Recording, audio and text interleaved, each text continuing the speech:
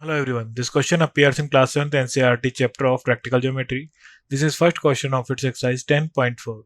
So the question says that construct triangle ABC given angle A is equal to 60 degree, angle B is equal to 30 degree and AB is equal to 5.8 centimeter.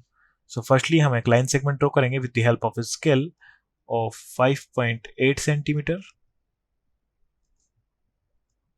AB.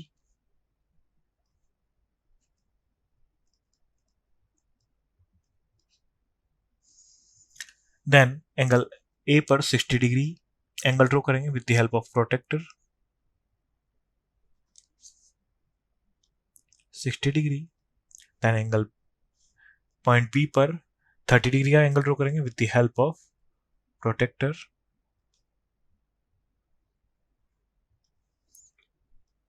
30 degree. So जहां पे intersect करेंगे यहाँ point आ जाएगा हमारा C. So this is the required triangle A B C.